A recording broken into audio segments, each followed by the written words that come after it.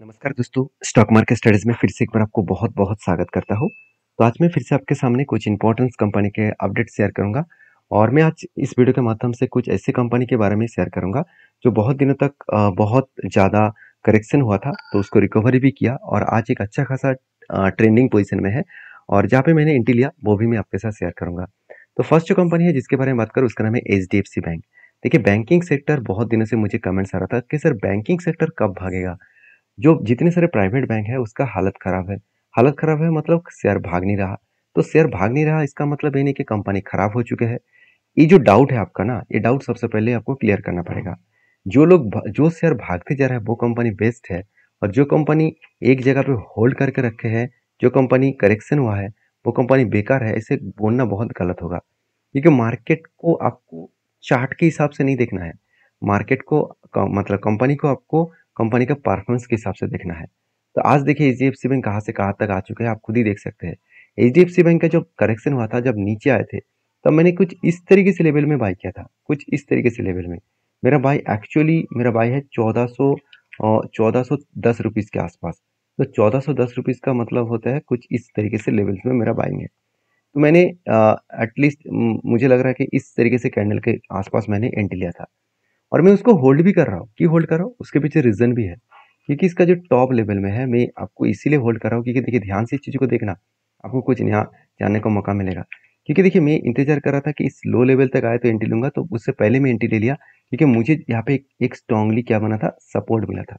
इसी सपोर्ट को वो रिटेस्ट करके कंपनी बाउंस बैक किया था। तो मुझे लगता है इसी सपोर्ट को वो रिटेस्ट करके बाउंस बैक करेगा और वही अंदाज़ा यहाँ पे पॉजिटिव हुआ। और देखिए हमेशा होगा नहीं, ऐसे आप सोचेंगे जो वही होगा, ऐसे बिल्कुल नहीं। तो मार्केट कभी-कभी आपके फ़ेवर में भी जाते हैं, कभी-कभी आपके नेगेटिव भी जाते हैं। अगर नेगेटिव गया और भी ऐसे करेक्शन होता और भी ऐसे 20% गिरता, तो मैं डबल क्वांटिटी के साथ ट्रेड करता। मतलब मान के चलिए यहाँ पे मैंने अगर द 10 क्वांटिटी के साथ काम किया हूँ, तो नीचे आने के बाद मैं 20 क्वांटिटी और भी ऐड कर लेता। तो मुझे एवरेज और भी सस्ते में मिल जाते। तो कहने का मतलब है कि जो यहाँ पे जिस तरीके से पॉजिटिवली ग्रोथ हो रहा है, तो मैं कहाँ तक वेट करूँगा? मैं इस हाई लेवल तक वेट करूँगा क्योंकि मुझे और एक पैटर्न्स भी मिल चुके हैं, जो कुछ इस तरीके से पैटर्न्स है। वो कुछ इस तरीके से कब हुई धाने पैटर्न्स बना और फाइनली ब्रेकआउट हुआ और धीरे-धीरे करके कंपनी ऊपर जा रहा है। और पिछले दिनों में तो आप सभी जानते हैं बैंक सेक्टर किस तरीके से रिकवरी किया।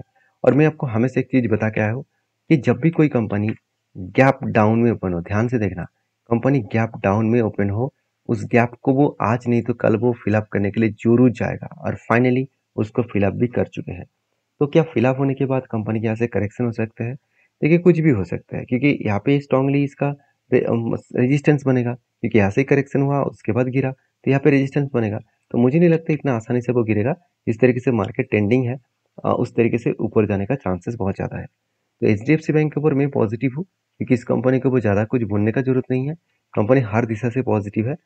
47,500 से लेकर 79,400 तक इसका रेवेन्यू ग्रोथ हुआ। एक्सपेंस को मिटाने के बाद, इंटरेस्ट पेमेंट करने के बाद कंपनी इस बार हाईएस्टली प्रॉफिट जनरेट किया। जो पिछले बार 12,600 करोड़ था, इस बार 18,000 करोड़ के आसपास कंपनी का नेट प्रॉफिट देखने को मिला। मतलब इस तरीके से कंपनी का नेट प्रॉफिट यहाँ पे ग्रोथ होता देखने को मिले है। तो यही होते हैं कंपनी का पावर, यही होते हैं कंपनी का ग्रोथ। इस ग्रोथ के बेसिस में कंपनी में आगे बढ़ने का बहुत ज़्यादा पोटेंशियल है।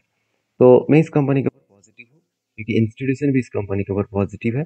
अगर मैं म्यूचुअल फंड से लेकर एफएस के बारे में बात करूँ, तो प्रोमोटर के पास होल्डिंग जो है वो जीरो हो चुके हैं क्योंकि प्रोमोटर पूरा माल बेचा है। तो उसका फायदा उठाया म्यूचुअल फंड ने और एफएस ने। सबसे ज़्यादा फायदा एफएस ने उठाया क्योंकि एफएस के पास 32% होल्डिंग था, वो बढ़ के 50% के आसपास होल्डिंग हो चुके हैं। तो मुझे लगता है हाई लेवल का एक यहाँ पे प्रॉफिटेबिलिटी ग्रोथ देखने को मिला है। तो अभी नेक्स्ट कंपनी के बारे में बात करूँ, उसके बारे में चर्चा करूँ, तो कंपनी का नाम है इरिडा, मतलब Indian renewable energy development agency. तो इरिडा के ऊपर बहुत सारे लोगों का डाउट्स है कि सर कंपनी बहुत दिनों से एक ही रेंज के ऊपर काम कर रहा है, क्या वह ऊपर जाएगा क्या नीचे आएगा? अगर मैं ट्रेंड को देखूँ, अगर मैं टोटल ट्रेंड को देखूँ, टोटल अप ट्रेंड है क्योंकि लगातार वो अप ट्रेंड के हिसाब से ही वो ऊपर जाने का कोशिश कर रहा है। और मज़ेदार बात ये है कि कंपनी के ऊपर जब पैटर्न्स बना, यहाँ पे क्या बना, कप विद हने पैटर्न्स बना और फाइनली इस पैटर्न्स के बेसिस में अगर देखूँ तो कंपनी यहाँ पे ब्रेकआउट हुआ और ब्रेकआउट कन्फर्मेशन भी कर चुके हैं। तो मुझे इंतजार करना कहाँ तक पड़ेगा? मुझे टारगेट लेने के लिए इंतजार करना पड़ेगा 239 रुपीज़ के आसपास। ओवरऑल बात करूँ तो 32% के आसपास यहाँ पे टारगेट होने का चांसेस है। तो 32% के आसपास टारगेट हो मतलब एक बेस्ट तरीके से टारगेट बनने का चांसेस है। तो मुझे लगता है जो सिचुएशन बना है वो सिचुएशन के बेसिस में कंपनी आगे बढ़ सकते हैं और इस टारगेट लेवल तक जा सकते हैं। तो कब टारगेट होगा वो तो पता नहीं। मुझे लगता है इस लेवल के हिसाब से कंपनी अच्छा खासा यहाँ पे ग्रोथ करने वाला है। तो इरिडा के ऊपर मैंने क्यों डिसीजन लिया, उसके पीछे दो रीज़न है।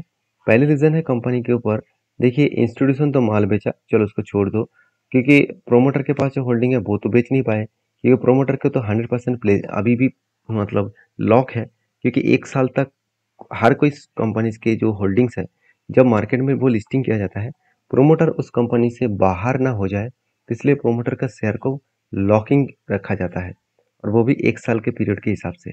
मतलब एक साल तक आपको उसको लॉक रखना पड़ेगा, और जब एक साल खत्म हो जाएगा तब आप प्रोमोटर जो है वो माल बेच सकते हैं। तो इस तरीके से डेटा के कारण यहाँ पे एक पॉजिटिव थिंकिंग है। दूसरी बात, कंपनी के अगर फाइनेंशियल डिटेल्स के बारे में बात करूँ तो कंपनी जिस तरीके से खुद को रिप्रेजेंट कर रहा है मुझे शानदार लगा, क्योंकि कंपनी का मार्च के पिछले साल में मार्च के 1000 करोड़ का सेल्स था, रेवेन्यूज था, इस बार क्या 1300 करोड़ 1400 करोड़ के आसपास बोल सकते हैं। इंटरेस्ट भी कंपनी कंट्रोल किया, एक्सपेंस भी कंपनी यहाँ पे मिटाने के बाद, कई हद तक कम मिटाने के बाद कंपनी का नेट प्रॉफिट 150 करोड़ से 336 करोड़ के आसपास नेट प्रॉफिट देखने को मिला। मतलब बेस्ट तरीके से यहाँ पे नेट प्रॉफिट देखने को मिला है। अभी इस कंपनी के ऊपर एज ए इन्वेस्टर, प्रोमोटर से लेकर एफएसडीएस पब्लिक के पास अच्छा खासा यहाँ पे होल्डिंग्स देखने को मिला है। तो मुझे लगता है बेस्ट तरीके से यहाँ पे होल्डिंग्स देखने को मिले, उसी होल्डिंग्स के बेसिस में कंपनी आगे बढ़ सकते हैं। तो मुझे लगता है इस कंपनी के ऊपर जो डेटा अपडेट है उस बेसिस में कंपनी आगे बढ़ने का पोटेंशियल रखते हैं। तो कंपनीज के ऊपर आपके क्या ओपिनियन है जरूर कमेंट्स करना। नेक्स्ट कंपनी जो है उसके बारे में चर्चा करूँ, उसका नाम है इन्फोसिस लिमिटेड। तो इन्फोसिस के ऊपर जब मेरा ट्रेड बना था, चलो सबसे पहले वो ट्रेड आपको दिखा देता हूँ। देखिए इन्फोसिस लगातार क्या कर रहे थे, एक गिरावट का माहौल झेल रहा था, और फाइनली एक स्ट्रांगली उसको क्या मिला, एक सपोर्ट मिला, क्योंकि इसी लेवल यहाँ पे कंपनी का पहले भी सपोर्ट था, और वही लेवल में कंपनी का सपोर्ट मिला। यहाँ से जिस तरीके से बाउंस बैक किया है उसी तरीके से यहाँ से भी कंपनी बाउंस बैक कर सकते हैं। अभी मेरे इस कंपनी के ऊपर ट्रेड कहाँ पे है, सबसे पहले वो बता दूं। देखिए एक आरएसआई स्ट्रेटेजीज के बेसिस में मैंने ट्रेड लिया था। वो आरएसआई स्ट्रेटेजीज बेसिस क्या है, ध्यान से इस चीज़ों को देखना। जब कंपनी का share chart 200 days moving average के नीचे आए, तब मैंने इंतजार किया कि जब भी इस नीचे लेवल को टच करेगा और मतलब 30 रेंज के नीचे जाएगा आरएसआई, तब मैंने क्या करूँगा, एंट्री करूँगा। फाइनली क्या हुआ, आरएसआई 30 के नीचे आए, और उस टाइम 200 डेज मूविंग एवरेज के नीचे कंपनी कैंडल को क्लोजिंग किया। तो तब क्या बना, तब इस जगह पे एंट्री बना, और यहाँ से कंपनी धीरे धीरे करके ऊपर गया, और कहाँ तक गया, इस लेवल तक, जो इस लेवल हाई लेवल तक गया। उस हाई लेवल में आरएसआई 70 के ऊपर क्रॉस नहीं कर पाए, तो मुझे लगता है थोड़ा सा इंतजार करने के बाद वो क्रॉस कर पाएंगे। तो और भी थोड़ा सा ऊपर गया तो यहाँ पे क्रॉस कर पाएंगे और टारगेट भी अचीव होगा। तो टारगेट अचीव होगा तो कितना रिटर्न मिलेगा, तो ओवरऑल जो टाइम पीरियड हो चुके हैं, करंट लेवल तक देखो, अगर हाई लेवल तक देखो तो ऑलमोस्ट 8 to 9% के आसपास टारगेट मिल चुका थे 52 डेज में। अभी करंट लेवल तक देखो तो 7% का 6.5% के आसपास टारगेट मिला है, और वो भी 64 डेज में। तो इसी तरीके से टारगेट पहले भी कंपनीज के ऊपर मिला था। अगर डेटा को देखेंगे तो यहाँ पे 15% का टारगेट मिला था 50 दिनों में। उसी तरीके से आरएसआई स्ट्रेटेजीज में और एक एंटी टारगेट मिला, 14% का टारगेट मिला था 88 डेज में। मतलब एक अच्छा खासा टारगेट यहाँ पे कंपनी ने अचीव किए थे। तो कहने का मतलब है कि आप किसी भी कंपनीज के ऊपर काम करना चाहते हैं तो इस तरीके से आपको डीपली रिसर्च करना पड़ेगा। अभी मैं इस कंपनी के ऊपर इस बार क्यों एंट्री लिया, क्योंकि देखिए इस बार तो आप कहेंगे सर सेल्स तो उतना खास नहीं हुआ, एक्सपेंस मिटाने के बाद नेट प्रॉफिट भी पॉजिटिव तो है, मगर जिस तरीके से आशा किया जा रहा था उस तरीके से नहीं हुआ, और आधा से इनकम ज़्यादा हुआ था, इसीलिए कंपनी का प्रॉफिट मार्जिन ज़्यादा हो गया। नहीं तो कंपनी के ऊपर तो ग्रोथ नहीं है, क्योंकि 24% का ऑपरेटिंग प्रॉफिट पिछले सालों में था, इस बार 23% के आसपास है। तो देखिए सब इतने बड़े कंपनी के ऊपर हमेशा उसको मेंटेनेंस करना इतना आसान नहीं होता। फिर भी 24% से 25% तक कंपनी खुद को मेंटेन कर रहा है, ये सबसे good points and best point है। मुझे लगता है इस सिचुएशन के बेसिस में कंपनी एक लंबा जर्नी यहाँ पे कर सकते हैं, एक अच्छा खासा ग्रोथ यहाँ पे बढ़ा सकते हैं। तो बाकी आपके क्या ओपिनियन है इस कंपनी के ऊपर जरूर मुझे कमेंट्स करना। नेक्स्ट जो कंपनी है उसके बारे में बात करूँ, उसका नाम है रेमसॉन्स इंडस्ट्रीज लिमिटेड। तो बेसिकली कंपनी के ऊपर जो चार्ट पैटर्न्स है, एक साल में कंपनी का प्राइस था 230 के आसपास। आज वो बढ़ के 1000 के ऊपर चल चुके हैं। मतलब अराउंड आप बोल सकते हैं 5 टाइम्स कंपनी रिटर्न जनरेट करके दिया, वो भी एक साल में। शायद इसीलिए मैनेजमेंट ने गुड डिसीजन लिया। वो डिसीजन क्या है? स्प्लिट देने का। कंपनी 5 तारीख को fifth of July company 5th of July में कंपनी एक के बदले 5 शेयर देने वाला है। तो जो लोग स्प्लिट पाना चाहते हैं तो एक बार रिसर्च करें, उसके बाद काम करें। वीडियो अच्छा लगे तो प्लीज़ लाइक करना। और ये वीडियो टोटली एजुकेशन पर्पस में था, क्योंकि मैं कोई सेबी रजिस्टर्ड पर्सन नहीं हूँ। अगर काम करना है तो सारी चीज़ों को सीख कर समझ कर काम करना होगा।